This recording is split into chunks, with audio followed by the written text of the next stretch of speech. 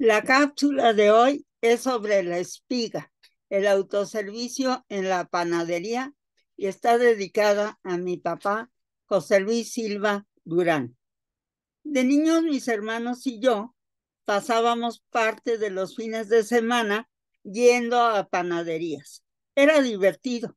Hasta la fecha, a todos nos encanta el olor del pan recién horneado, los bizcochos y el sonido de la bolsa de papel de estraza. Mi papá introdujo el sistema de autoservicio en las panaderías.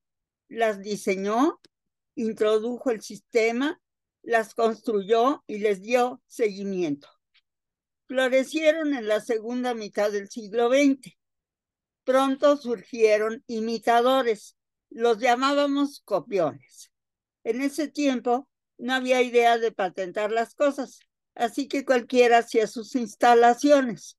Después, las panaderías desaparecieron, se transformaron o se integraron al supermercado.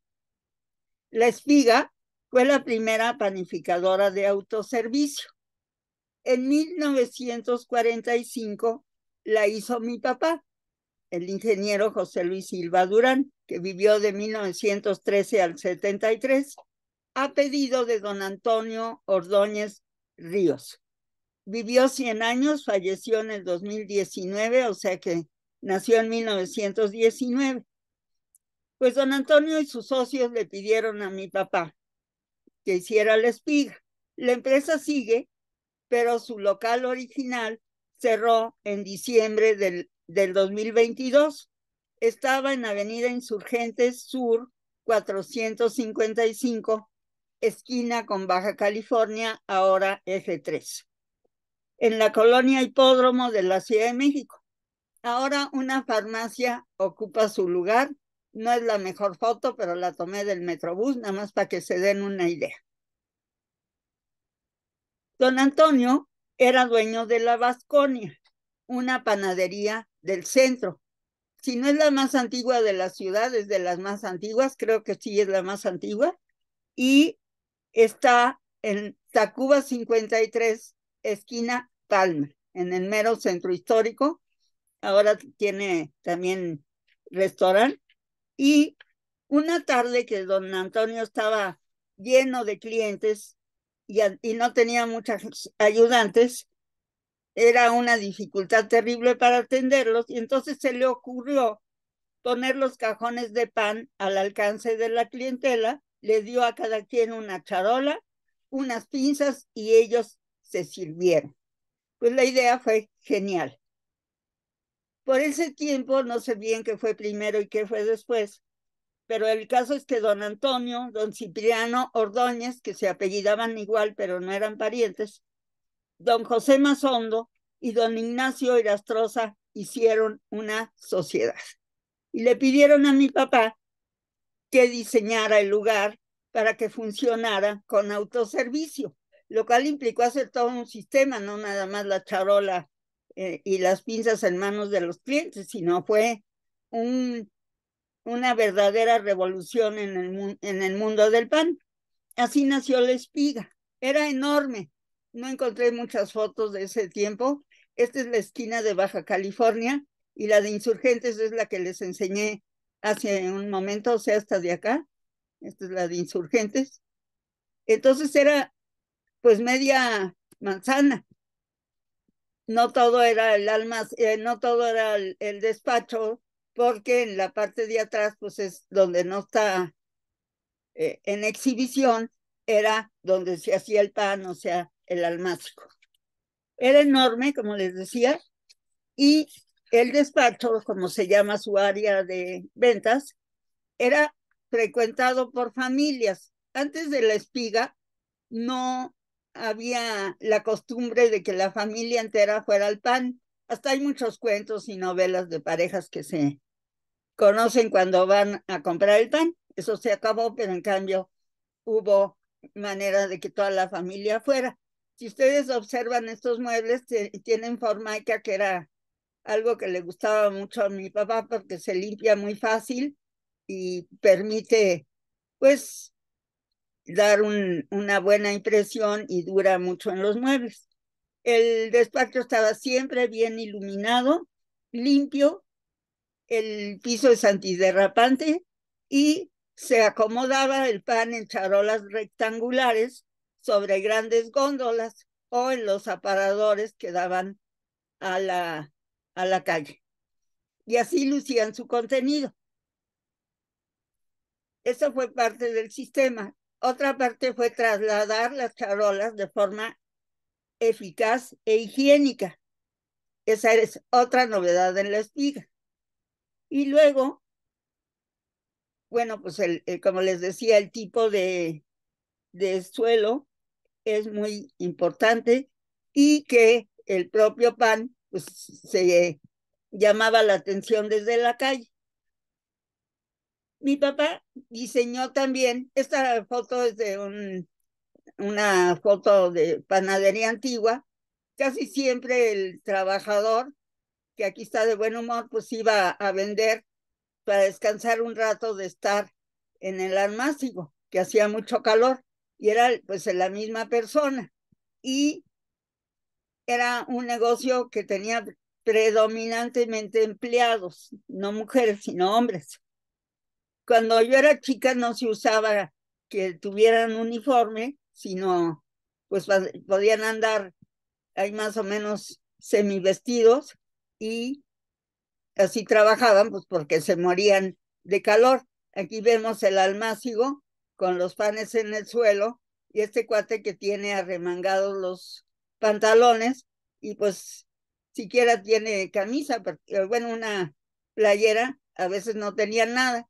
Se supone que es la representación de un almácigo muy antiguo y si se fijan, pues no tiene pantalones porque hacía muchísimo calor por el horno. Bueno, entonces, para el autoservicio, todo eso se modificó, se empezaron a hacer mucho orden. Ahorita les enseño si se fijan, aquí están, pues, alacenas para acomodar todo y hay mujeres. Al principio, en el almácigo tradicional, no hay mujeres. En la espiga empezaron a trabajar muchas jovencillas que eran las que agarraban la charola del pan de los clientes, lo ponían en una bolsa y lo cobraban, le daban a uno un ticket y lo pagaban en la caja al salir. Y en el mostrador pues había que las velas y que cosas que se podían, digamos, ir fácilmente y que ahí ya nada más las pedía uno y ya, pero y a veces alguna parte de los pasteles, pero en general el pan blanco y los bizcochos ya era todo de autoservicio. Pues las mujeres, como les decía, acabaron adueñándose de la actividad y poco a poco pues hubo cada vez más. Las panaderías que hizo mi papá, y es aquí como todavía se nota la antigüedad, este es de la espiga, como ven, lo tomé de una cosa de YouTube y cierra tras de 70 años, más de 70 años de haber estado trabajando. Aquí está, si se fijan, las charolas cuadradas son las que exhiben el pan y las redondas son las que llevan los clientes con su pinza. Cada quien coge lo que quiere y entonces pues escoge sus propias delicias, ¿verdad? Yo no me acuerdo de muchos nombres de las pastelerías que hizo mi papá y sobre todo casi no hay imágenes en internet, no sé por qué. Entonces, recuerdo así entre sueños la panadería Bucareli, que estaba en la calle del mismo nombre. Luego había una que no encontré, que era preciosa, que tenía litografías en las paredes, que se llamaba Calle Ancha, que estaba en Luis Moya, porque Luis Moya originalmente se llamó la Calle Ancha. Y luego hubo un centro comercial en la entrada de Tlalpan, en donde está Tlalpan y la entrada de Xochimilco, en la avenida, en la calzada de Tlalpan, que era más o menos de los socios de la espiga, pero estaban capitaneados por don Cipriano Ordóñez. Y había más personas que no recuerdo la verdad su nombre. Me acuerdo que nos dio mucha emoción que como era una zona rocosa, mi papá contrató quien volara con dinamita las rocas y eso fue así como algo extraordinario.